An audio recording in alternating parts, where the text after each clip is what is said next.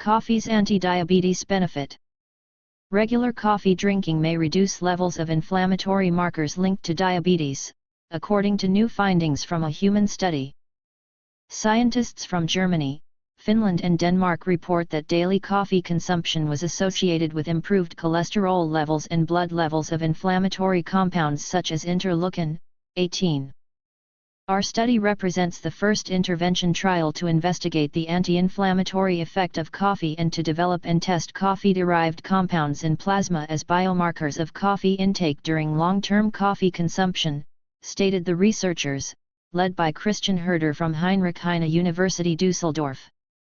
Writing in the American Journal of Clinical Nutrition, the European scientists also note, coffee consumption appears to have favorable effects on some markers of subclinical inflammation and oxidative stress and to increase plasma concentrations of potential biomarkers of coffee intake.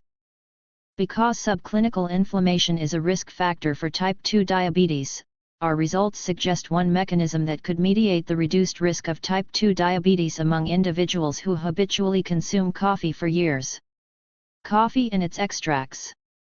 The beverage, and its constituent ingredients, has come under increasing study with research linking it to reduced risk of diabetes, and improved liver health. Coffee, one of the world's largest traded commodities produced in more than 60 countries and generating more than $70 billion in retail sales a year, continues to spawn research and interest. Indeed, a recent report by Mario Ferruzzi from Purdue University in Physiology and Behavior, doi. 101016/J FISPA 2010-01035, stated that coffee is one of the richest sources of polyphenols in the Western diet, with 1 cup of the stuff providing 350 mg of phenolics. Of these, the most abundant compounds coffee are chlorogenic acids, making up to 12% of the green coffee bean.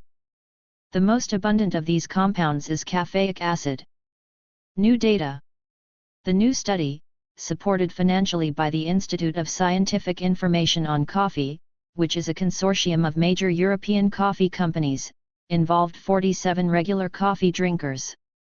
The participants stopped drinking the beverage for 1 month, then limited themselves to 4 cups a day for another month, and then drank 8 cups per day for a third month. Results showed that blood levels of caffeine, chlorogenic acid, and caffeic acid metabolites increased following coffee consumption.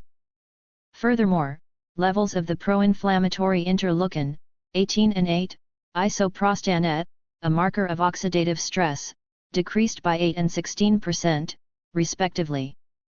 Furthermore, adiponectin levels increased by 6%. Adiponectin is a protein hormone linked to various metabolic processes, and levels are inversely related to body fat levels. Improvements in cholesterol levels were also detected following the third month, with total cholesterol and HDL cholesterol increased by 12, 7, and 4, respectively.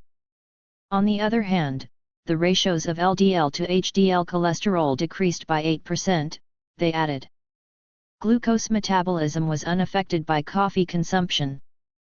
It is noteworthy that our study showed no effects of coffee on fasting and oral glucose tolerance test-derived markers of glucose metabolism, wrote Herder and his co-workers. We cannot exclude that the short duration of the present trial compared with coffee consumption over years in prospective studies could have contributed to this null result. Although we report herein favorable effects of coffee on IL-18 and adiponectin, which have been implicated in the risk of type 2 diabetes, the changes we observed were smaller than the differences between baseline concentrations of these markers in low and high-risk individuals, they added. Despite the null result regarding glucose metabolism, the researchers concluded that the impact of inflammation on the progression of diabetes may support an anti-diabetic role for the beverage. Source: American Journal of Clinical Nutrition. Links in description.